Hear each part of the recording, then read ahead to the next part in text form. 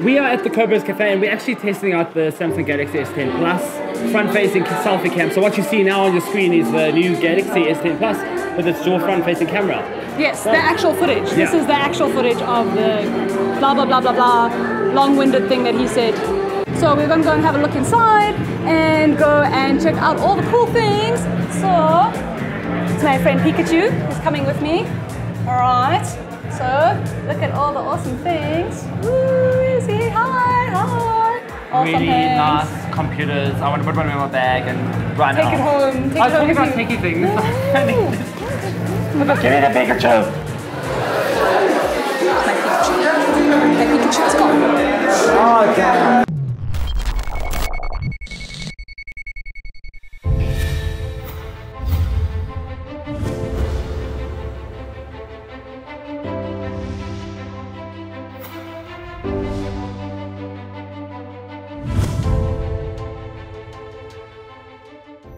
The Samsung Galaxy S10 marks 10 years of the Galaxy smartphone range.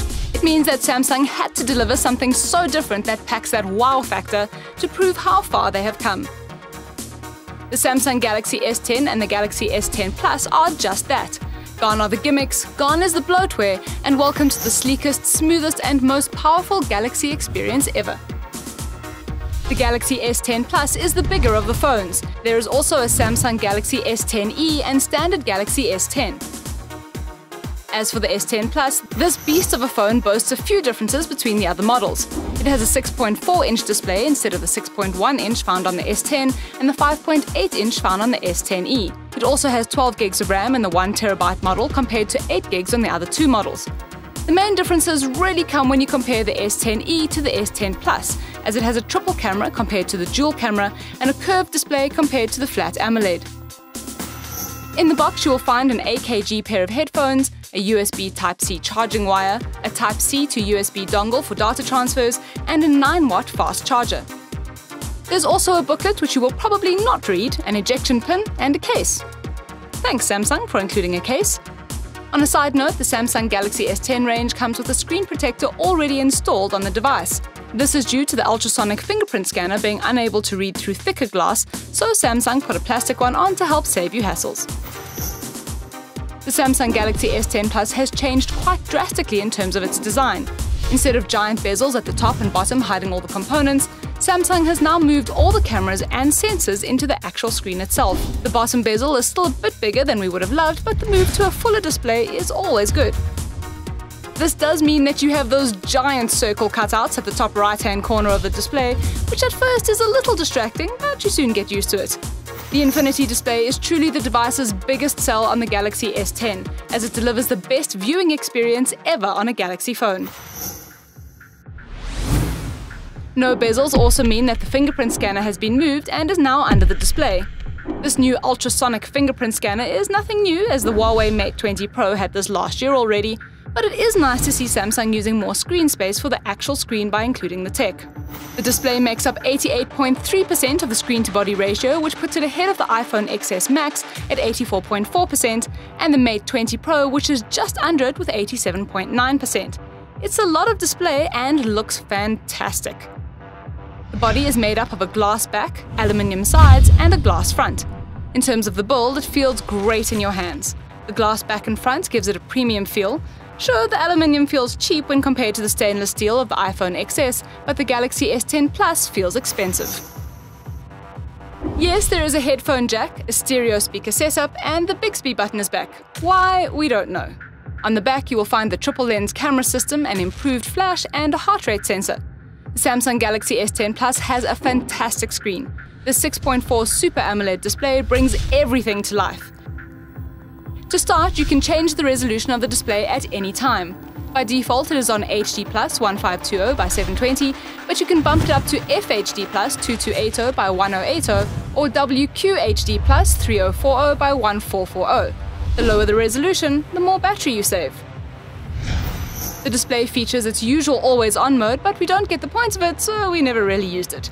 Instead, we preferred to double-tap the screen to wake the device up and witness the glory on the screen.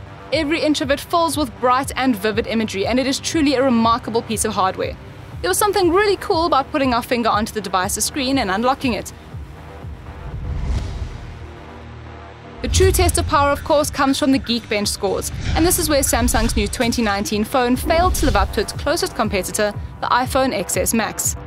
Apple's 2018 flagship iPhone beat the Galaxy S10 Plus on all fronts, including the CPU benchmark and the compute benchmark.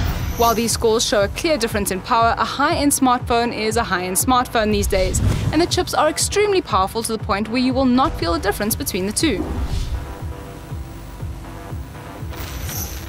The Galaxy S10 Plus has two new added cameras to the phone instead of the usual single lens. This is a big jump over the Galaxy S9 and it makes the world of difference. The idea is that Samsung wants you to be able to take photos anywhere and in any situation, and the triple lens system does just that. The best lens had to be the awesome 16 megapixel 123-degree ultra-wide lens that just expands your view in every direction to create a beautiful wide photo.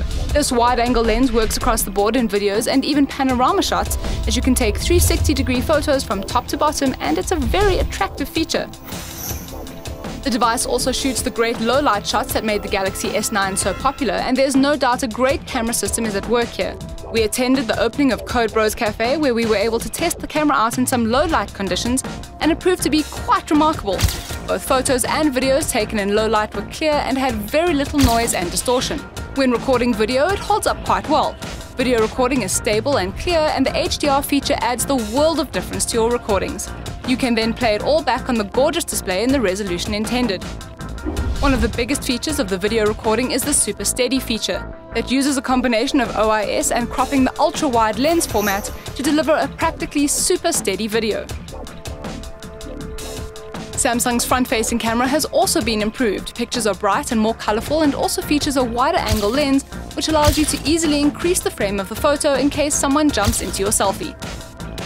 Samsung Galaxy S10 range also ships with the new Samsung One UI system skin, and it is great. It is as OIS as possible, and it delivers a fast and sleek user interface that is clean and intuitive.